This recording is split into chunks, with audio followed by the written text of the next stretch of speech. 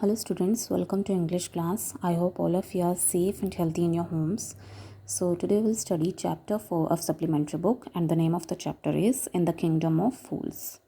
This is a Kannada folktale, means this chapter is Kannada folktale. Folktale is a traditional story that is passing from one generation to another. Introduction. This is an interesting story about a kingdom being ruled by a foolish king and a foolish minister. यानी ये story एक kingdom के बारे में है जिसे foolish king और foolish minister के थ्रू रूल किया गया. Their ways are strange, weird mean strange, and all of their decisions confirm their stupidity. यानी काम करने के तरीके उनके बिल्कुल अलग थे और जो भी डिसीजंस वो लेते थे उससे कन्फर्म हो जाता था कि वो स्टुपिड है. They reversed all the laws in the country. उन्होंने अपनी कंट्री के जितने भी लॉज थे उसको रिवर्स कर दिया. And every thing in the kingdom had the same price one to do.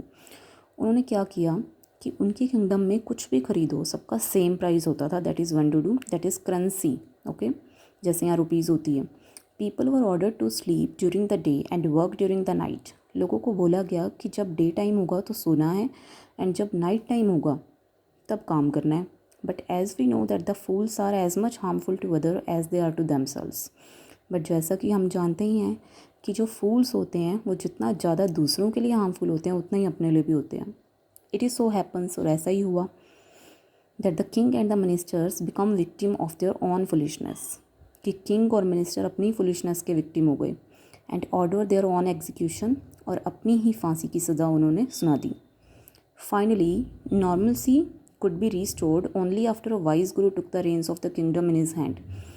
Means सब कुछ सेट तब हुआ जब एक वाइज गुरु ने, एक बुद्धिमान गुरु ने किंगडम की जो बागडोर है अपने हाथों में ली. Summary. The kingdom of fools. It was long ago. बहुत पहले समय की बात है. There was a kingdom of fools and both the king as well as his minister were fools. कि एक बार एक ऐसी किंगडम हुआ करती थी जिसके किंग और मिनिस्टर दोनों ही फूल थे. They order all things to be reversed. एक बार उन्होंने ऑर्डर दिया कि सभी चीज़ें जो हैं रिवर्स हो जाएं. People were order to sleep during the days and work during the nights. लोगों को ये बोला गया कि जब डे टाइम होगा तो सोना है और जब नाइट टाइम होगा तो काम करना है. Anyone who did not obey this order would be put to death. और जो इस ऑर्डर को नहीं फॉलो करता था उसको डेथ दे दी जाती थी. So out of fear people obeyed the king. तो डर के मारे लोग फॉलो करने लगे किंग के ऑर्डर को. Arrival of a Guru and his disciple. Disciple means प्यूपिल, यानी शिष्य, student. One day a Guru and his disciple arrived in the city. एक दिन क्या हुआ कि गुरु और उसका शिष्य सिटी में आए. किसकी सिटी में? वही kingdom of fools. They were surprised to find that there was no activity and everyone in the kingdom was sleeping during the day. अब वो देखकर हैरान हो गए कि दिन का टाइम है, डे टाइम है और कुछ भी नहीं हो रहा आसपास और हर कोई सोया हुआ है. And when the night fail, जब रात हुई, एवरीवन गॉट अप, हर कोई उठ गया and started doing their normal work, और अपने नॉर्मल वर्क करने लगे. The guru and the disciple were hungry. अब गुरु शिष्य दोनों ही भूखे थे. They purchase some food items. उन्होंने कुछ खाना खरीदा खाने के लिए. They were surprise to find that the price of everything was the same one to do. अब वो देख कर हैरान हो गई कि कुछ भी खरीदो प्राइस सेम है, that is one to do. The guru leaves but the disciple insist to stay. The guru at once realize that it was the kingdom of fools. अब वो तो गुरु थे, उन्हें ये समझ में आ गया कि ये मूर्खों का राज्य है. He decided to leave the kingdom. उन्होंने ये डिसाइड कर लिया कि हमें इस राज्य को छोड़ के चले जाना चाहिए विदाउट डिले, बिना डिले किए. He told his disciple that their lives were in danger as the fools could create any unpleasant situation for them. उसने अपने शिष्य को कहा कि हमारा जीवन जो है, हमारी लाइफ जो है वो खतरे में है, क्योंकि हम नहीं जानते कि जो मूर्ख हैं, जो फूल्स हैं, वो कब कोई ऐसी सिचुएशन क्रिएट कर दें हमारे लिए जो अनप्लेजेंट है. But the disciple was feeling happy. लेकिन जो शिष्य था उसे तो बहुत खुशी हो रही थी, because everything was cheap in the kingdom. क्योंकि उस राज्य में हर चीज़ चीप थी. चीप यानी सस्ती थी.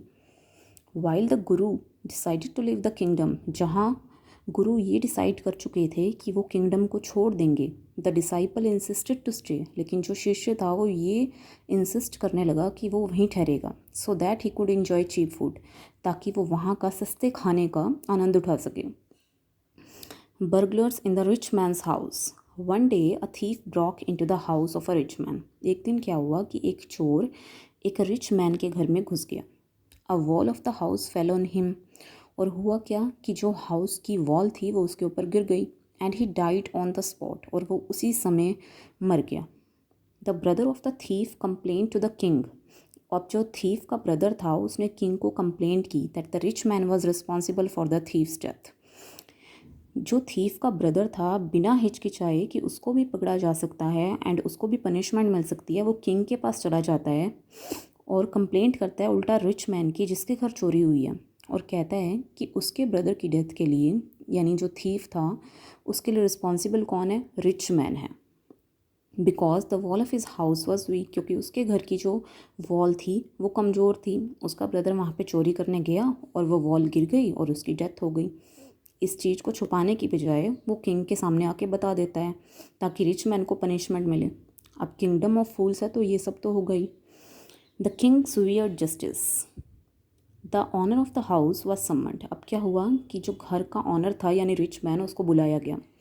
But he said that the brick layer who had constructed the wall was responsible. But आगे वो क्या कहते हैं कि जो ब्रिक लेयर है जिसने इस वॉल को बनाया है, रिस्पॉन्सिबल तो वो है। ब्रिक लेयर कौन होता है, जो वॉल को बिल्ड करता है विद ब्रिक, ओके, ईंटों से। Eventually the brick layer was summoned. अब क्या होता है, ब्रिक लेयर को बुलाया जाता है। Who shifted the blame on to a dancing girl, जो आगे ब्लेम किसको दे देता है, डांसिंग गर्ल को।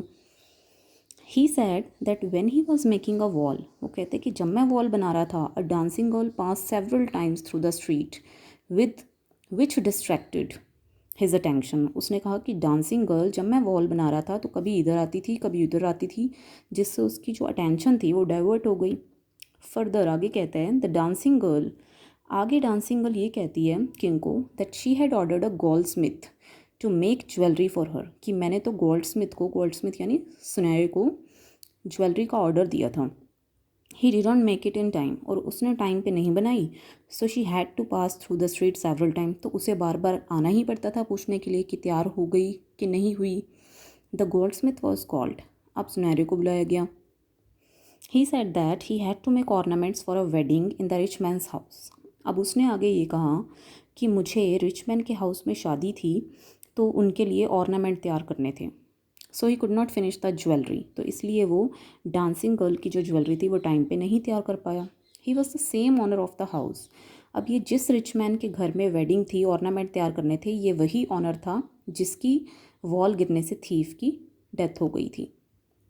ही सेड दैट, अब वो रिच मैन कहते हैं his father had place the order, कि वो जो ऑर्नामेंट बनाने का ऑर्डर था वो तो उसके फादर ने दिया था और उसका फादर जो है अब नहीं है, उसकी डेथ हो चुकी है। The king and his minister decided that since the rich mains father had died, क्योंकि रिच मैन का ही वो फादर था और उसकी डेथ हो गई है, so he would be executed in his father's place, तो अब उसके फादर की जगह पे उसको डेथ दी जाएगी।